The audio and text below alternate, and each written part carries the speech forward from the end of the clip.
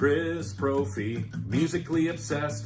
Chris Brophy, musically obsessed with vinyl CDs and cassettes.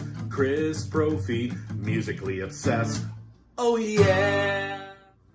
So for anybody who's watched my channel for a while, you've probably seen that I listen to all different styles of music, from heavy metal to country to folk to Broadway show tunes to punk to jazz and everything in between. And one of those genres that I mentioned is country music. I really love country music. I have so many country CDs and a whole bunch of country albums on vinyl. I tend to go back to the traditional country music that you listen to and you go, yeah, this sounds like country music.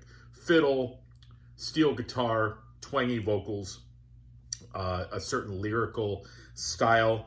So I thought it might be fun today to show you some lesser known country albums in my collection. And the first two actually have a theme. All right. So the first one is by a man named Red Rhodes. And this is his instrumental album, Velvet Hammer in a Cowboy Band. So when I say the name Red Rhodes or O.J. Red Rhodes, it might ring a bell, maybe not, if you're into older country music. He was a session musician. He plays pedal steel on many albums. But I learned about him through Michael Nesmith. He played with Michael Nesmith and the First National Band. And this is his, I believe, his debut solo record on Countryside Records. Now, Countryside Records was a label that was started by Michael Nesmith. I love the look of the Countryside label. This album happens to also be produced by Michael Nesmith. As I said, all instrumental. The first song, he does a version of Michael Nesmith's Crippled Lion, but just such a great, I've been listening to it all morning. That's what kind of sparked this video for me. As I said, O.J. Red Rhodes, pedal steel genius. There's his pedal steel guitar. Hard album to find, but if you can get your hands on it, I think there's been some reissues on CD. But yeah, definitely really cool album on Countryside Records. Now, I told you there was a theme with the first two. This next one is on Countryside Records as well, and it's by a man named Garland Frady. If that's not a country name, I don't know what is. Garland Frady. And this was his debut album. I believe his only full-length album that came out, called Pure Country, 1973. Same year as Red Rhodes' debut album. This is also on Countryside Records, produced by Michael Nesmith. And this is not instrumental. Garland is singing as well, but he does a version of Michael Nesmith's Silver Moon on here. One thing I want to say about these Countryside Records, the production is so good. Very bass heavy, which I love. And I think it was purposefully done by Michael Nesmith, maybe to kind of have these songs jump out of the speakers. And it sounds so good coming out of my speakers when I listen to it. So, two releases on Countryside Records, O.J. Red Rhodes and Garland Frady. Let's do something on CD here. You guys have heard of Lee Hazelwood before. He made a bunch of solo records. He had some very famous records that he did with Nancy Sinatra.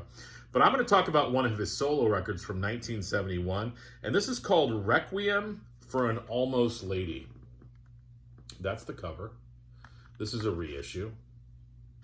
Now, this was recorded around the time that he was doing stuff. I believe it was in between the Nancy and Lee Hazelwood albums. It's sort of a mixture of country, folk, and some psych in there as well. There's some narration between each song, but a short album, but really cool listen. And again, I love the bass work in this. And a lot of times when you think country music or folk music, you don't think of what the bassist is doing, but really, really interesting, kind of at times, some funky bass lines in there. So Lee Hazelwood, Requiem for an Almost Lady, 1971. Sort of a dark album. Next, a newer artist that I saw live, King Leg. That's the name of the band, but the artist his name is Brian Joyce, and this album came out 2017 on the Sire label, produced by Dwight Yoakam, the country legend Dwight Yoakam. That's where I saw King Leg. He opened up for Dwight, and I was so impressed with the sound. It's sort of like rockabilly and country and just straight up rock and roll. His voice has a very similar timbre to Dwight's. So if you like Dwight, you'd probably be into King Leg. And not many releases. I think he's only come out with 2 full-length albums. But again, if you're into that sort of rockabilly Dwight Yoakam sound, definitely check out King Leg.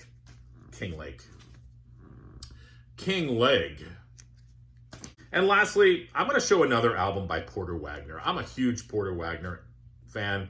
And this is his album called Me and My Boys.